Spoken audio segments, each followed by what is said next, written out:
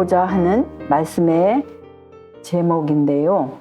성경의 중심과 결론, 구약 성경과 신약 성경 66권 그 책 속에서 너무나 중요한 말씀들이 많이 있는데 그 성경의 중심 되시는 분과 또 중심 내용과 또 결론이 무엇일까요? 이 세상 빛과 어둠, 진리와 오리의 대쟁투에서 우리 사람이 태어나서 우리의 생명이 오늘날은 100세까지도 살지만 그렇지만은 너무나 유한합니다.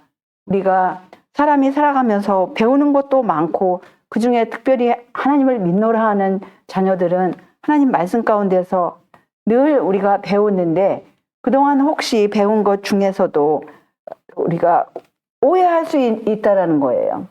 왜냐하면 이 마지막 때 특별히 하나님께서 하나님의 백성들에게 이 어두움을 헤쳐나가고 그 오류를 믿지 않고 진리만을 믿기 위해서 주신 이 생명의 말씀 가운데서 우리가 힘을 얻을 때에 앞에 있는 위기의 때에 우리가 용감하게 진리를 알지니 진리가 너희를 자유케 하리라는 그 말씀, 오직 진리만이 우리에게 힘을 주시고 진리의 능력으로 그 모든 것을 타개할 수 있을 것입니다. 다시금 오늘 우리 하나님 아버지와 우리 주 예수 그리스도께로부터 은혜와 긍휼과 평강이 진리와 사랑 가운데서 우리와 함께 있으리라고 사랑의 사도 편지서 가운데 있습니다. 그래서 우리 하나님 아버지와 그분의 아들 예수 그리스도께로부터 은혜와 긍휼과 평강을 진리와 사랑 가운데서 오늘 우리와 함께 있기를 다시 한번 기원합니다. 우리 하나님께서는 누구를 권고하시냐면은 나 여호와가 말하노라 나의 손이 이 모든 것을 지어서 다 이루었느니라. 무릇 마음이 가난하고 심령에 통회하며 나의 말을 인하여 떠는 자 그 사람은 내가 권고하려니와. 그래서 하나님의 말씀을 우리가 사실 창세기부터 계시록까지 다 중요합니다. 다 중요하고 우리 하나님의 그 말씀 가운데서 인간의 창조와 또 인간의 타락과 또 하나님께서 이 인간을 구원하시려고 세우신 구속의 경륜이 그 계획대로 착착 진행이 되면서 이제 사람들을 준비시키시고 사람들이 회개하고 개혁하고 말씀에 순종하여서 준비가 되었을 때 예수님께서 오신다라는 그 말씀이 성경에 주류를 이루는데 하나님의 말씀 가운데 우리가 더하지 말고 빼지 말아야 할 것을 분명히 말씀하셨어요. 왜냐하면 하나님의 말씀은 다 순전하다고 하셨습니다. 그래서 하나님은 그를 의지하는 자의 방패시라고 하셨어요. 너는 그 말씀에 더하지 말라. 그가 너를 책망하시겠고 너는 거짓말하는 자가 될까 두려우니라 라고 하셨습니다. 하나님의 말씀 가운데 가감하지 말라 라고 하셨어요. 내가 너희에게 명하는 말을 너희는 가감하지 말고 내가 너희에게 명하는 너희 하나님 여호와의 명령을 지키라 라고 하셨습니다. 내가 너희에게 명하는 이 모든 말을 너희는 지켜 행하고 그것에 가감하지 말지니라. 그래서 이 세상에 오류가 있는 이유는 하나님의 말씀에 더하거나 빼기 때문에 감하기 때문에 이렇게 하나님을 믿노라. 똑같은 성경을 가지고도 수많은 종파, 아주 말할 수 없는 종파들이 많고 똑같은 주제를 가지고도 결론들이 너무나 이상한 결론들이 내리고 하는데요. 이 성경의 마지막 책 가운데서 그것을 더더욱 강조를 하십니다. 특별히 내가 이 책의 예언의 말씀을 듣는 각인에게 증거하노니 만일 누구든지 이것들 외에 더하면 하나님이 이 책에 기록된 재앙들을 그에게 더하실 터이요. 그래서 그 계시록에 보시면은 특별히 하나님의 인을 받지 아니하고 짐승의 표를 받은 사람들이 계시록 16장에 칠재앙을 받을 터인데 하나님의 이 계시록에서 더하거나 빼면 칠재앙뿐만 아니라 만일 누구든지 이 책의 예언의 말씀에서 제하여 버리면 하나님이 이 책에 기록된 생명나무와 및 거룩한 성에 참여함을 제하여 버리시리라 라고 하였습니다.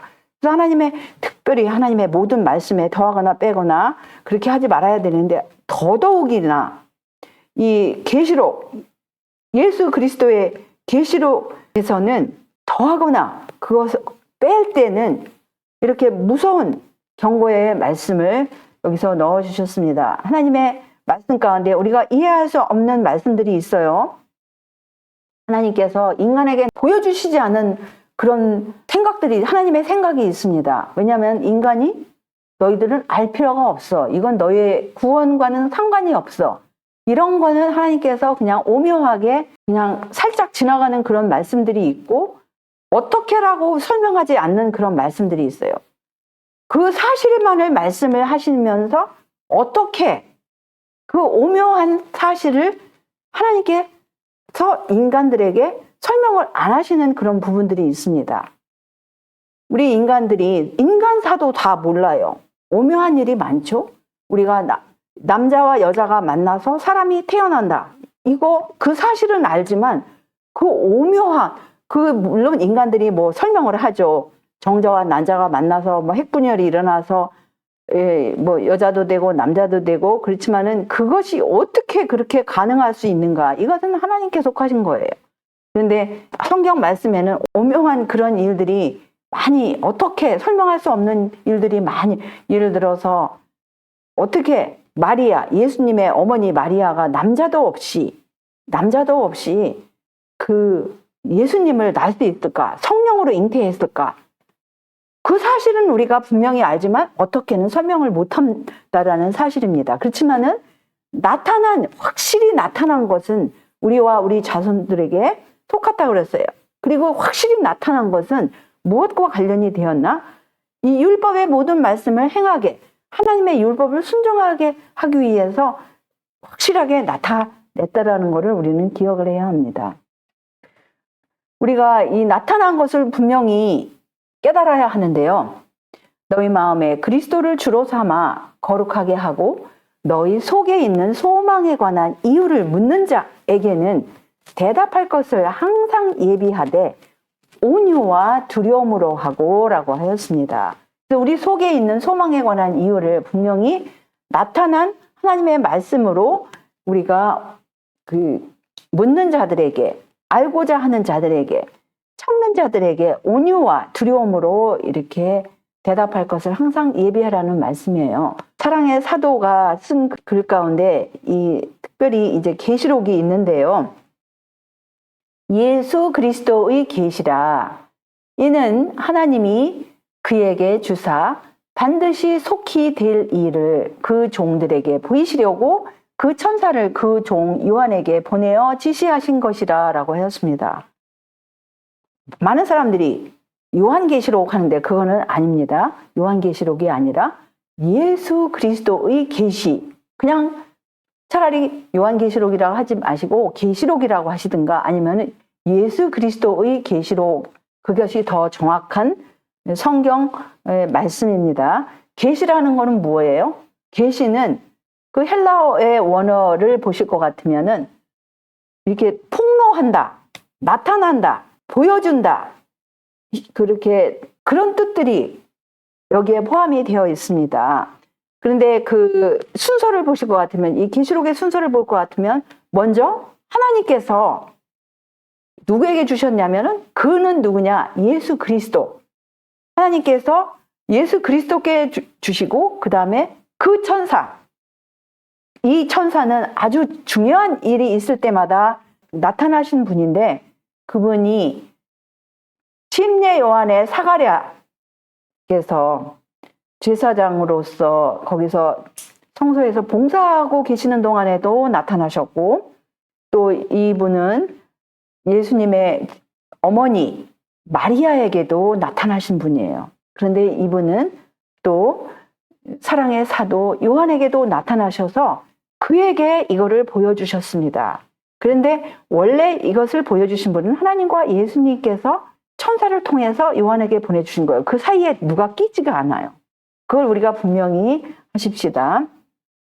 그런데 이 예언의 말씀을 이 요한이 무엇을 봤냐면 하나님의 말씀과 예수 그리스도의 증거, 곧 자기의 본 것을 다 증거하였는데 이 예언의 말씀을 읽는 자, 듣는 자, 또 그 가운데 기록한 것을 지키는 자들의 복이 있다고 하였는데 때가 가깝다 그랬어요. 그래서 이 예언의 말씀을 잘 연구하는 거는 우리에게 정말 엄청난 복이고 우리 예수님의 재림을 위해서 준비할 수 있는 것이고, 그리고 무엇보다도 하나님을 더 자세히 알 수 있고 하나님의 정부에 대해서도 더 잘 알 수 있고, 하나님과 그 믿는 자, 하나님을 따르는 자들의 그 관계가 분명하고 완전히 분명하고 아주 가깝다라는 사실을 알 수가 있어요. 우리 예수님께서 승천하시기 직전에 뭐라고 말씀을 하셨냐면은, 예수께서 나와 일러 가라사대 하늘과 땅의 모든 권세를 내게 주셨으니 라고 하셨습니다. 예수님께서 이 지상에 계시는 동안에 인성의 제약 때문에 하늘에 승천하셨을 그때만큼 그렇게 넓은 범위로 일하시지 않으셨는데, 이제는 완전히 그 십자가에서 모든 것을 다 이루시고 속죄를 이루셨기 때문에, 승리를 하셨기 때문에 하늘과 땅의 모든 권세를 내게 주셨는데 누가 주셨어요?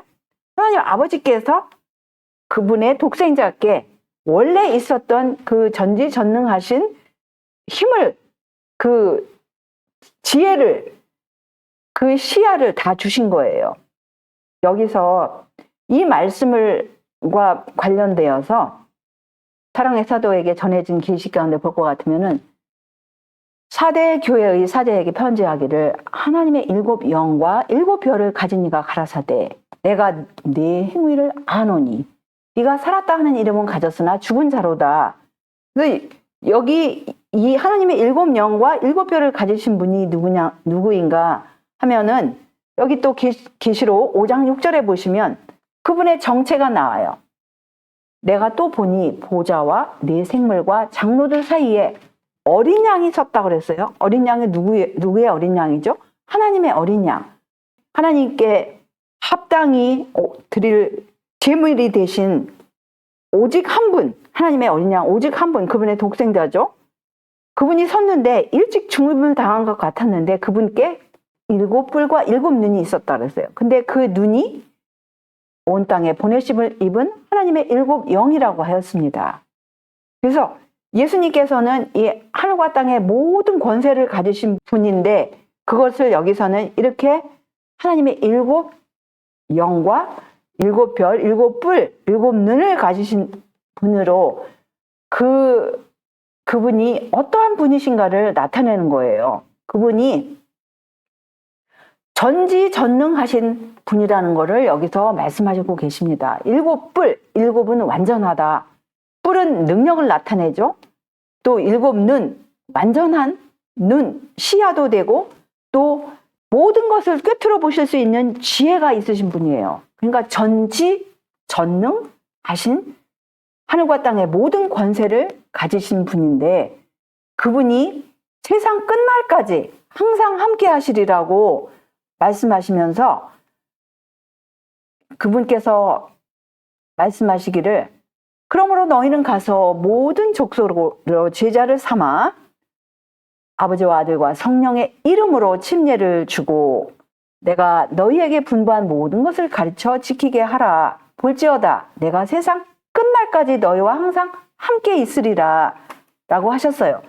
여기서 세상 끝날까지 항상 함께 하시는 분은 누구셔요? 예수님이신데, 많은 기독교인들이 19절에 아버지와 아들과 성령의 이름으로 침례를 주고, 그 이름이라는 거에 대해서 많은 오해가 있어 왔습니다. 그래서 그거를 놓고 이제 엉뚱한 가르침들이 기독교에서 아주 팽배하게 자리를 잡았는데요. 그 이름이라는 똑같은 그 이름, 헬라어로 오노마예요. 오노마인데 그 오노마가 여기서만 나오는 게 아니라 여러 곳에서 나와요. 그 이름이 특별히 그 계시록에서 나오는데요. 계시록에서도 여러 번 나오는데, 약속 가운데 필라델피아 교회에 보내는 그 권면 가운데 약속이 이기는 자는 내 하나님 성전의 기둥이 되게 하리니 그가 결코 다시 나가지 아니하리라.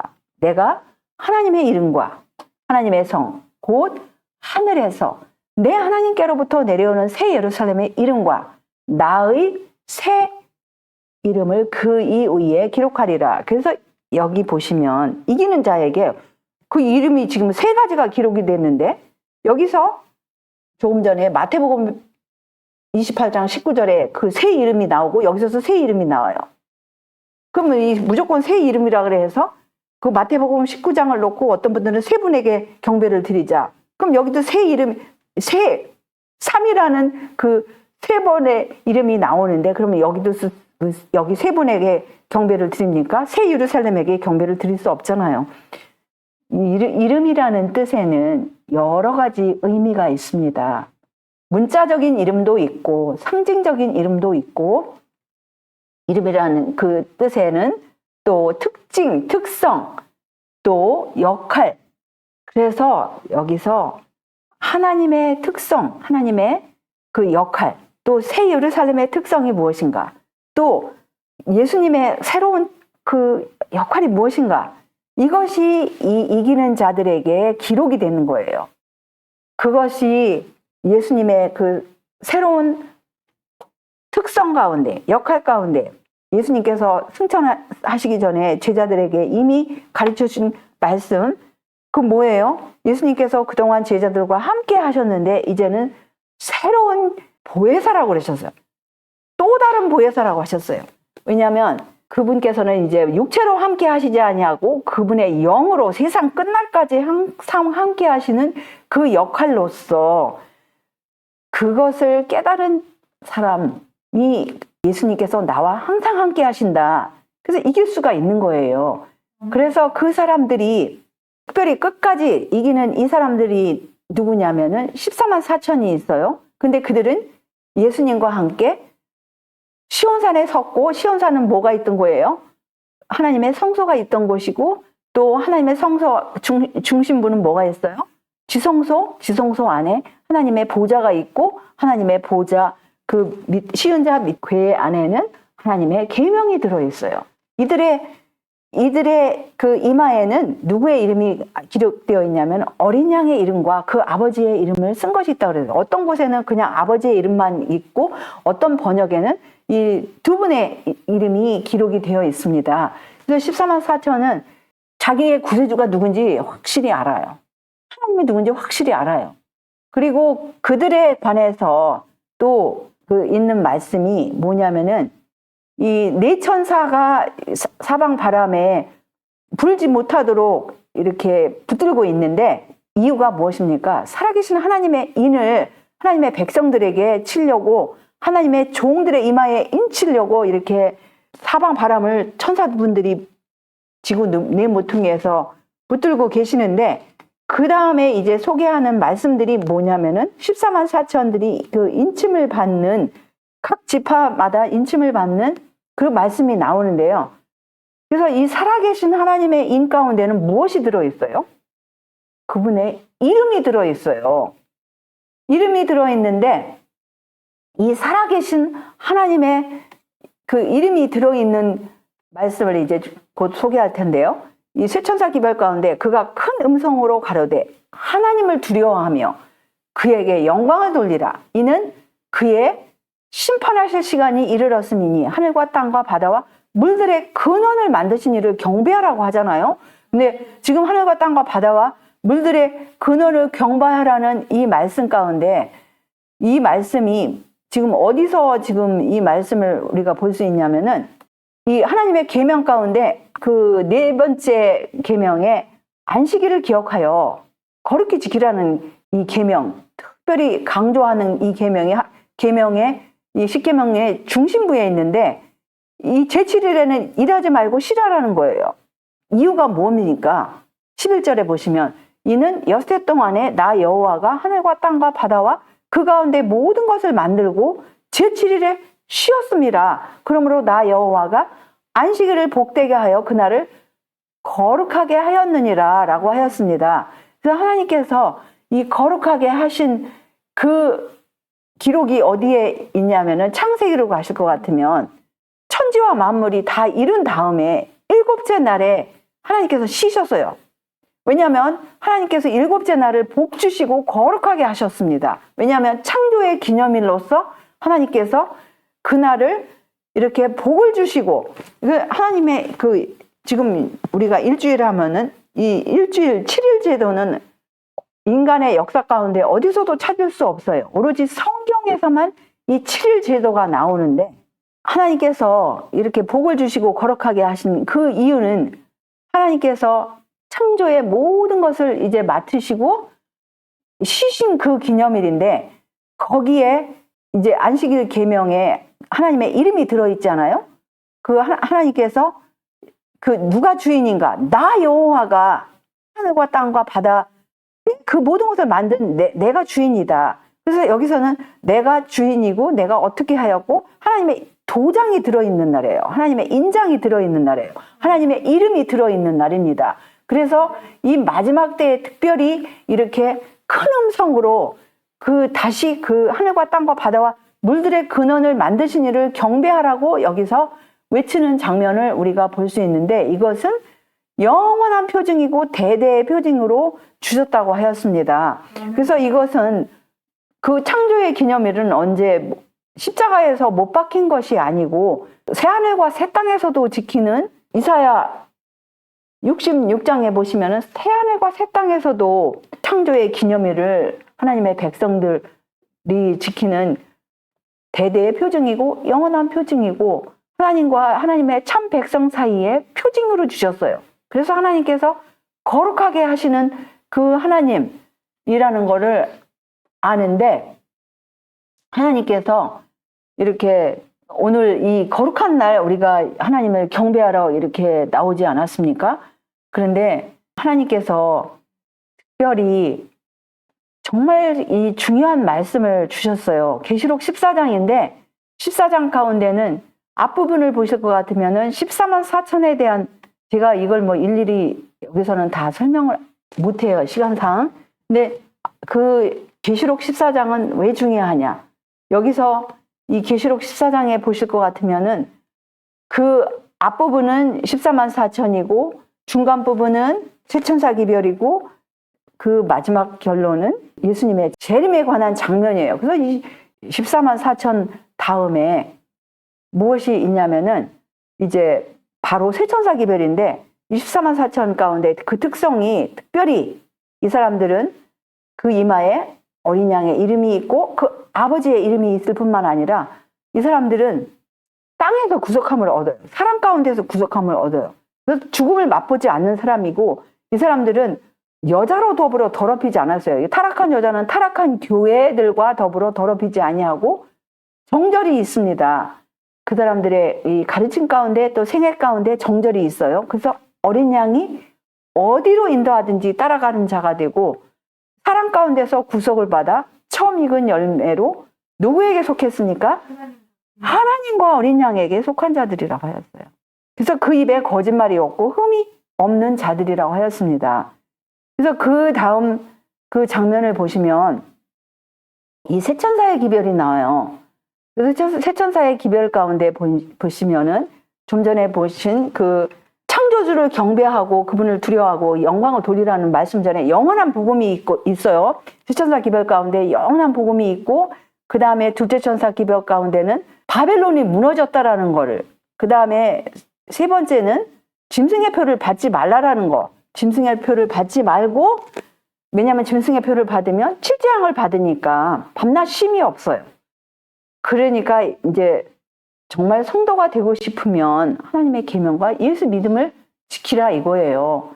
그런데 여기 이제 하나님께서 특별히 하나님의 백성들 가운데 하나님께서 제사장을 참는데, 그 제사장들이 누구의 제사장이냐 하면은 하나님과 그리스도의 제사장이 되는 거예요. 제사장으로, 특별히 제사장으로 하나님 보시기에 선택받은 백성들은 누구의 제사장이냐? 하나님과 그리스도의 제사장이고, 또 계시 가운데 요한이 본 장면이 성전이 있었는데, 이제 모든 새하늘과 새 땅이 임할 때에는 새하늘과 새 땅에서는 이 제사 제도가 있었던 이 땅의 성전이 더 이상 거기는 존재하지가 않습니다.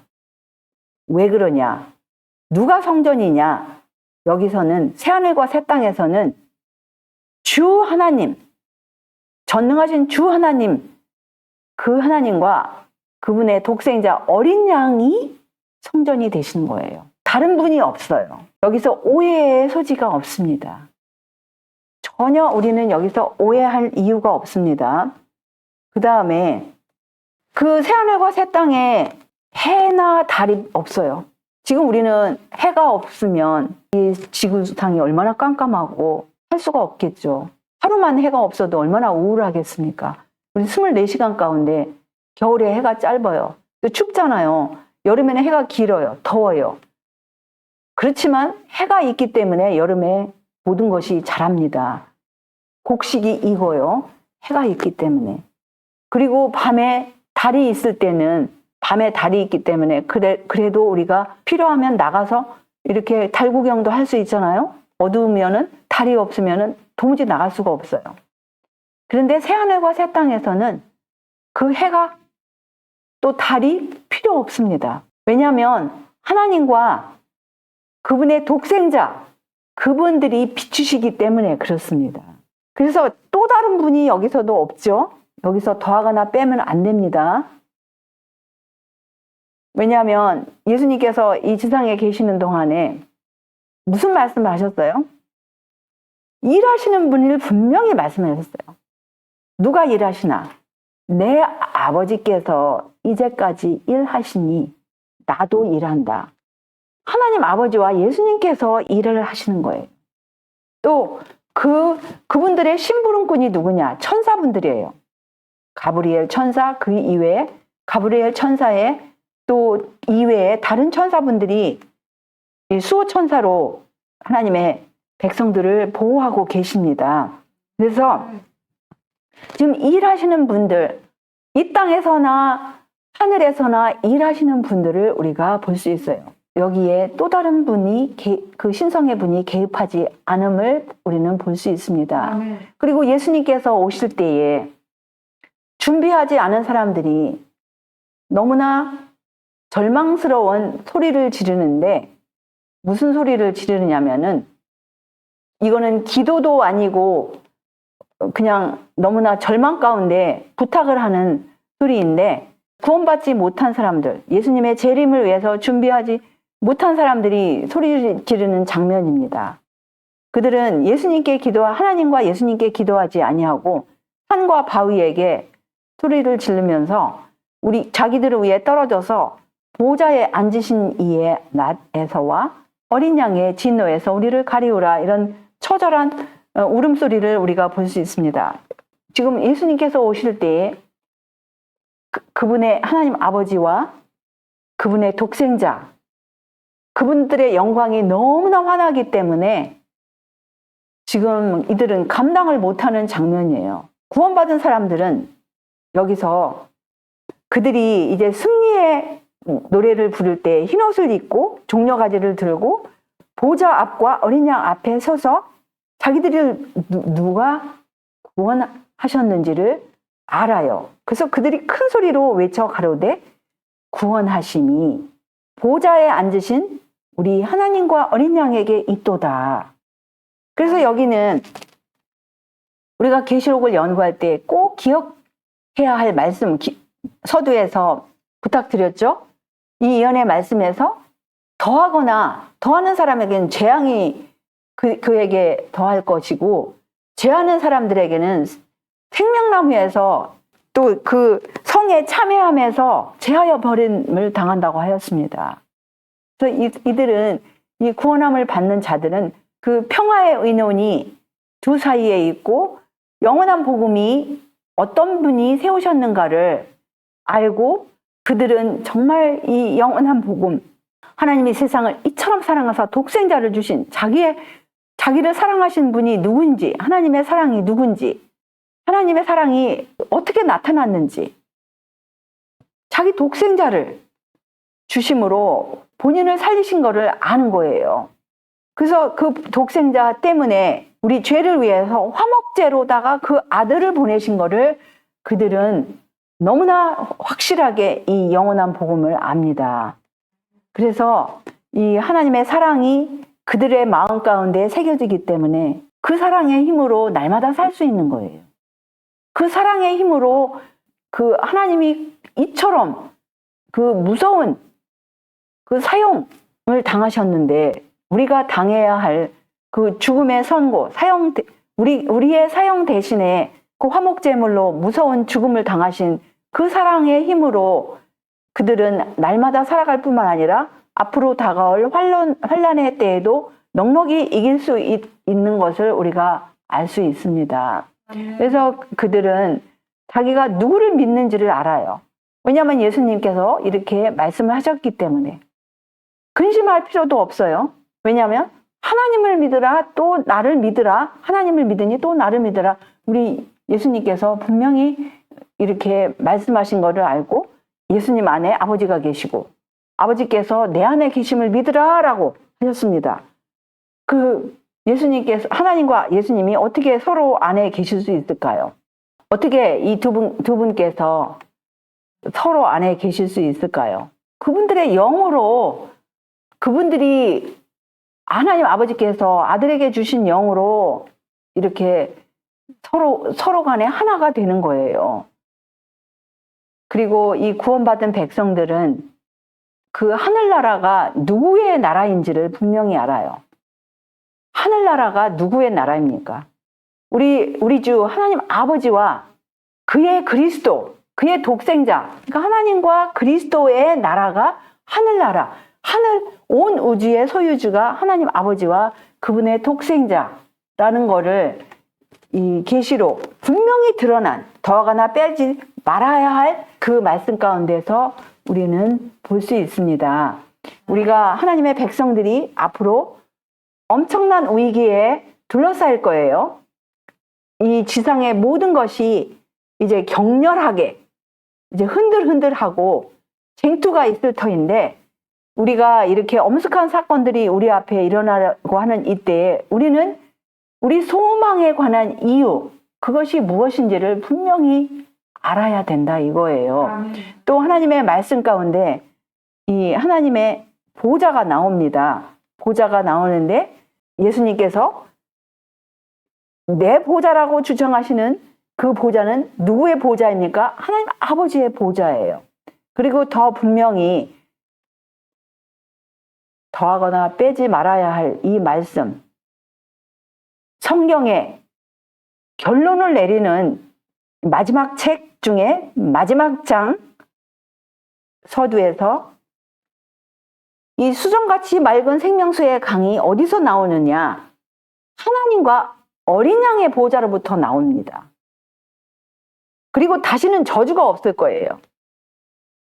다시는 저주가 없는데, 왜냐하면 하나님과 그 어린 양의 보좌가 그 가운데 있기 때문에 더 이상 저주가 없어요. 새하늘과 새 땅에서는. 이 땅에서는 저주가 많잖아요. 사탄 마귀가 이곳저곳에 스며들기 때문에 정말 저주라고 부를 수 있는 것들이 너무나 많습니다. 이 지상에. 그런데 그 새하늘과 새 땅에는 저주가 없어요. 왜냐하면 하나님과 그 어린 양의 보좌가 그 가운데 있기 때문에 더 이상 사탄 마귀가 없고 거기는 오로지 하나님의 영광, 빛, 진리, 그 다음에 아름다움, 거룩함, 순결함만이 거기에 있을 것입니다. 그래서 구원받은 백성들, 그들은 누구에게 찬송, 존귀, 영광, 능력, 경배를 드려야 할지를 압니다. 그들은, 구원받은 백성들은 보좌에 앉으시는 우리 하나님 아버지와 어린 양, 그분의 독생자 어린 양에게 찬송, 존귀, 영광, 경배, 능력, 경배를 드리는 장면, 더하거나 빼지 말아야 할 말씀을 우리는 꼭 기억해야 합니다. 그래서 정말 우리 여기서 이 결론을 내리시잖아요. 그래서 우리가 오늘 아침에도 보았지만 하나님과 사람 사이에는 오로지 중보 한 분, 나로 말미암지 않고는 아버지께 갈 수 없다고 하셨잖아요. 그것이 바로 하나님과 사람 사이에 중보 한 분, 이거를 오로지 예수님만이 이 신성과 인성을 겸하여 체험하신 그분만이 내가 곧 길이요 진리요 생명이라고 나로 말미암지 않고는 아버지께로 갈 수 없어요. 오로지 하나님과 사람 사이에 중보 한 분, 그리스도 예수, 하늘과 땅을 이으시는 사닥다리, 하늘과는 오로지 한 길, 예수 그리스도, 그분만이 우리의 보혜사가 되시고 중보자가 되시고 대언자가 되시고 그분만이 우리의 능력이 되시고 우리의 모든 것을 담당하신 화목 제물이 되신다 이것입니다. 그런데 이 세상 사람들, 또 특별히 하나님을 믿노라 하는 사람들조차도 오로지 하나님께로 온 진리의 영을 받아야 하는데 그렇지 않을 때가 많다 이거예요. 왜냐하면 하나님의 성령의 일을 육에 속한 사람은 받지 못해요. 그래서 깨닫지도 못하고 미련하게 보이고, 그런데 오로지 이것은 하나님의 영을, 진리의 영을 받아야 하는데 진리의 영을 받지 아니하면 무슨 일이 생기나 예수님께서 말씀하셨어요. 나를 미워하는 자는 또 내 아버지를 미워한다고 하였습니다. 내가 아무도 못한 일을 저희 중에서 하지 아니었다면 저희가 죄 없었으려니와 지금은 저희가 나와 및 내 아버지를 보았고 또 지금 진리의 영을 받지 아니하면 예수님도 미워하고 예수님의 아버지도 미워합니다. 그런데 예수님과 아버지만 미워할 뿐만 아니라 또 누구를 미워합니까? 미워할 뿐만 아니라 핍박을 하고 내쫓아버려요. 사람들이 이제 자기들이 믿는 것을 믿지 아니하면 내쫓아버리는데 그거는 왜 그러냐? 아버지와 나를 알지 못하기 때문에. 하나님 아버지가 누군지, 예수님이 누군지 알지 못하기 때문에 이런 일이 일어나는데, 바로 그들은 자기도 모르게 거짓말을 믿어요. 예수께서 그리스도, 그분의 독생자, 그거를 자기도 모르게 부인한다 이거예요. 그래서 하나님 아버지와 그분의 독생자를 부인하는 그가 적 그리스도이고, 그것을 자기도 모르게 따라가는 사람들은 적 그리스도의 가르침을 따라간다 이거예요. 그런데 아들을 부인하는 자에게는 아버지도 없고, 그때 아들을 시인하는 자에게는 아버지도 있다고 그랬어요. 그래서 처음부터 들은 것을 너희 안에 거하게 하라. 처음부터 들은 것이 뭐예요? 처음부터 들은 이 영원한 복음. 영원한 복음은 그 영세 전부터 세워지고 창세 전부터 죽음을 당하신 독생자이시지 않습니까? 그것을 믿는다면 아들의 안과 아버지의 안에 거한다고 하였습니다. 그런데 하늘에서부터 경배를 받고자 했던 이 사탄, 용, 거짓말을 하는 자, 그는 여자에게 참 교회에게 분노할 뿐만 아니라 그 여자의 남은 자손이 누구예요? 곧 하나님의 계명을 지키며 예수의 증거를 가진 자들로 더불어 싸우려고 바다 모래 위에 섰다고 하였어요. 바다 모래 위에 섰다고 하였습니다. 바다 모래 위에. 그래서 누구를 지금 대항하냐? 성도들을 대항하는데 성도가 누구예요? 하나님의 계명과 예수 믿음을 지키는 자.